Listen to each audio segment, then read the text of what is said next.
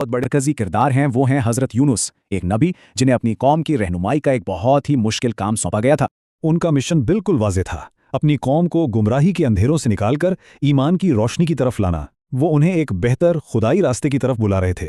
लेकिन जवाब में उन्हें क्या मिला? मुसलसल इंकार, जिद और इस खुदाई पैगाम की बेहुरमती। उनके इसी रवैये ने, आप कह सकते हैं, इस कहानी के मरकजी तसादुम को जन्म दिया। इनकार से मायूस होकर आखिरकार हज़रत यूनुस का सब्र जवाब दे गया। ये महसूस करते हुए कि उनका मिशन शायद नाकाम हो गया है, उन्होंने अपनी कौम को छोड़कर चले जाने का फैसला कर लिया। और यहीं पर कहानी में एक बहुत ड्रामाई मोड़ आता है। एक तरफ हजरत यूनुस गुस्से और मायूसी में अपनी कौम को छोड़कर जा रहे थे, और दूसरी तरफ ठीक उसी वक्त उनकी कौम पर अजाब की निशानियां जाहिर होना शुरू हो गईं। अब कहानी का फोकस शिफ्ट होता है हजरत यूनुस की अपनी जाती आजमाइश की तरफ, जो उनके सफर का सबसे तारीख, सबसे मुश्किल लम्हा था। हुआ यह कि उन्हें समंदर में डाल दिया गया और एक बहुत बड़ी मछली ने उन्हें निगल लिया। वो एक ऐसी कैद में थे जहां मुकम्मल अंधेरा और मुकम्मल तन्हाई थी, यकीनन उनकी जिंदगी का सबसे तारीख लम्हा।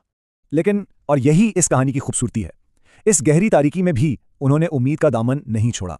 नाउम्मीदी में डूबने के बजाय उन्होंने अल्लाह के जिक्र और दुआ का सहारा लिया, और बस यही वो टर्निंग पॉइंट था जिसने सब कुछ बदल कर रख दिया। यही वो अल्फाज थे जो उनकी निजात का जरिया बने। इस दुआ में आजिज़ी है, अपनी गलती का इतराफ़ है और अल्लाह की वहदानियत का इकरार है। देखिए इस दुआ की ताकत ने इन अंधेरों को कैसे रोशनी में बदल दिया।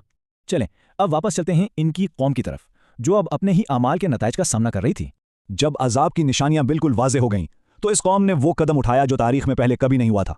बच्चे, बूढ़े, जवान सब के सब एक मैदान में जमा हुए और सच्चे दिल से रो रो कर इज्तिमाई तौबा करने लगे। और यही वो चीज़ है जो इस वाक़े को तारीख में बिल्कुल मुनफरिद बनाती है। ये वो वाहिद मौका था जब एक पूरी कौम की इज्तिमाई तौबा कबूल हुई और उन पर आने वाला अजाब टाल दिया गया।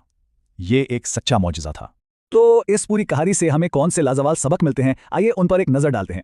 देखिए ये कहानी हमें 4 बहुत गहरे सबक सिखाती है। पहला, अल्लाह की रहमत से कभी मायूस ना हो। जैसे हजरत यूनुस ने मछली के पेट की तारीकी में भी उम्मीद नहीं छोड़ी, वैसे ही मुश्किल तरीन हालात में भी रहमत का दरवाजा हमेशा खुला रहता है। दूसरा, मुश्किल वक्त में दुआ और जिक्र में पनाह तलाश करें।